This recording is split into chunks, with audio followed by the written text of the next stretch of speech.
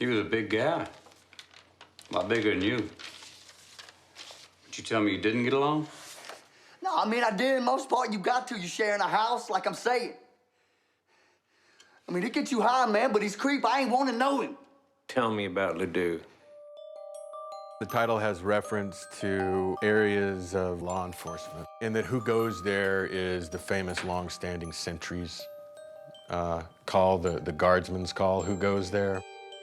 This episode, if it has a unified theme, it would be identity and the masks people can wear. We both see Hart's double life revealed and exploding in his face. And then he has to lead a different kind of life as he's kicked out by his wife and living basically with Cohle. I love you, honey. I ain't giving up.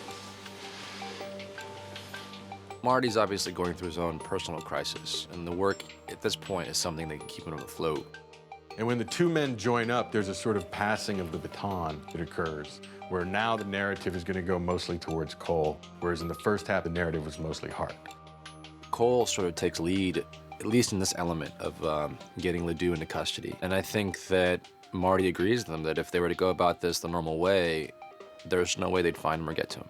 Cohle has to adopt his old undercover identity that he had before he joined State CID in order to get close to a motorcycle gang that their suspect, Reggie Ledoux, deals meth for. Hey, get a line on their supplier, confirm it's Ledoux, bring him in. In order to do this, Cohle has to once again transgress the laws of man in order to serve a higher moral function. So he steals cocaine from the evidence locker, and if that looked too easy, it was that easy back then. They really should have a better system for this. So he goes along, hoping, like any decent guy in his position, to mitigate the damage and to snatch his man away as soon as he can. You got my word. You back me on this, I back you. The first thing I saw in the stash house sequence was a moment of real-time action taking place over like 10 to 15 pages.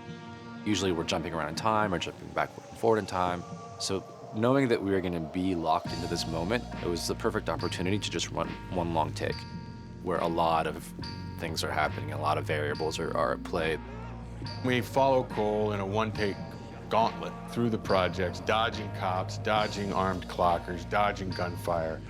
The process of walking through it and all the extras in the background and all the things that are happening was actually pretty wild and hard to manage. So we had maps drawn, like I had maps drawn the path, where these things were gonna happen so everyone could look at it from a top down, understand how this whole choreography was gonna play out. You get that many people all together at once, reenacting essentially a riot, anything can go wrong.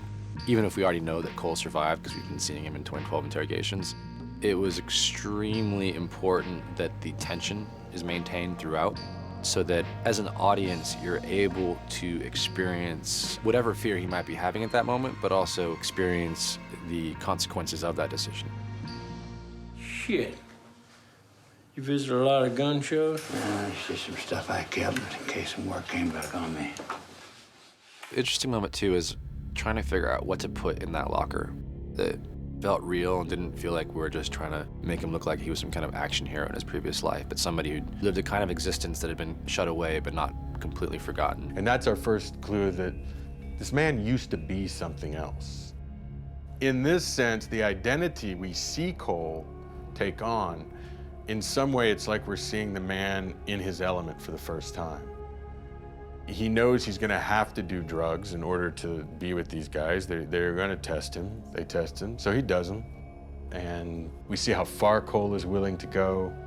And so, while we did not fully catch up to the monster, we end with Hart and Cohle fleeing the scene of the stash house robbery, even as the Beaumont police converge and firefight breaks out.